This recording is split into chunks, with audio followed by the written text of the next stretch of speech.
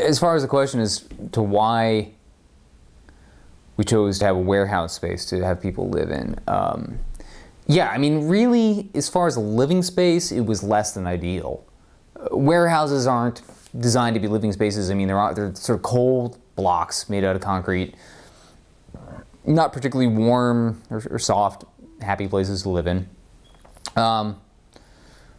But we wanted to have a space that was more than just a living space. We wanted to have this functional space for community organizing that had space for organizations to work out of, and a space to have events and parties and fundraisers, and a space to have a bike shop. Things that wouldn't have been permitted to exist in a residential neighborhood. There's no way that would have, what we were doing there would have ever been allowed to happen. One, just the amount of physical space that we needed to do all that, we couldn't have found in a residential space. The space itself had a great location. I mean, being at the end of a dead-end street and being flanked with fields, it was pretty much, it was in an industrial neighborhood, in the industrial corridor of the city, but there were residential neighborhoods on the outside of that. So that sort of permitted us to do what we were doing, but not upset that many people too much. I mean, in some ways, I always wish that we did have closer neighbors, that we did have more interaction with the community directly in just a face-to-face, day-to-day level, that we weren't sort of just so tucked away in our spot. It's difficult to say, though, but it also really made it possible for us to do what we did. I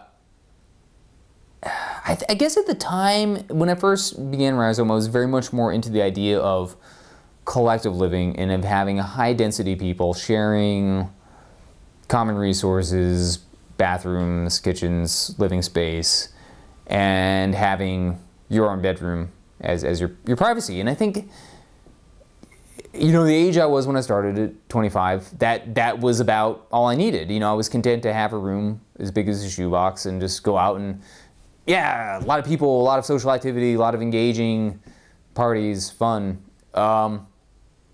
As I've gotten older, and particularly as I've had children, my needs have changed. My needs for space have changed considerably. I don't want to be as up in everybody else's business all the time as much as I did back then. I want to have a little more space, a little more privacy, be able to shut the door, not necessarily have to share a kitchen and a bathroom with 12 other people. Differing standards of orderliness and cleanliness are one of the most difficult things in that sort of situation. Dishes. How many arguments there were about the dishes? My God, I just got tired of arguing about dishes, honestly, you know, and just happier to have it just be a non-issue with just me and my partner. But yeah, I mean, again, I wouldn't necessarily recommend that you would have that many people living in such a small space. I mean, for us, it was sort of necessary because we needed that much income just to pay for the operations of the space, to pay for the taxes and the insurance and utilities, which were higher because of the scale of the operation of what we were doing, made it necessary.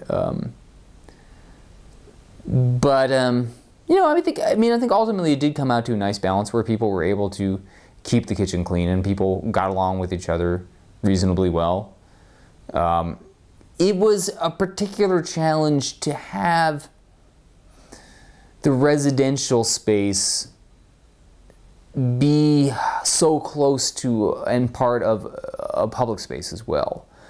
The warehouse was made up of 3 buildings. One was a residential and there were 2 public buildings. And we made a clear distinction between the private space and the public space, just for the sanity of the people living there, that when you come downstairs, you're not necessarily always in the mood to be interacting with and receiving public. And it's kind of crazy when you just want to come down in the morning and have a cup of coffee and there's a whole bunch of people coming into your kitchen wanting a tour.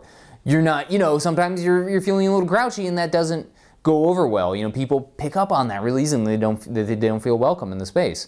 So it was really important to make that distinction clear. Not everybody was okay with that. Some people wanted everything just to be open. And again, that each person has their own individual needs as far as that goes. Another thing that we did, when we first started off the space, there was just Rhizome. It was one entity, The house was part of it, and all the organizations that worked out of it were also part of it. And our meetings were the same. And that discouraged a lot of people who were not living there to be involved with the space, because so many hours of our meetings were just spent with us arguing about dishes. And who wants to be involved in an organization? I mean, that's all you're talking about. So about halfway through, we separated those meetings. The house became more or less its own separate entity. And it was, we developed a spokes model structure for Rhizome, where we had, Rhizome as the central hub, and then all of the various organizations that worked out of there were a spoke that sent a representative to the meeting, and so was the house.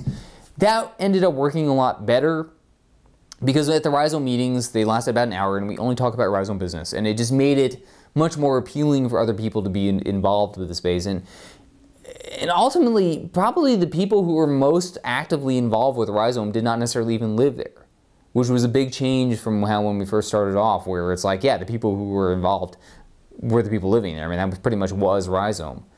That wasn't all necessarily positive, because I think it sort of turned into the situation where at the end, a lot of the people living there just saw it more as just as a living situation and as a cheap rent opportunity, and that they didn't necessarily see themselves as being part of the organization.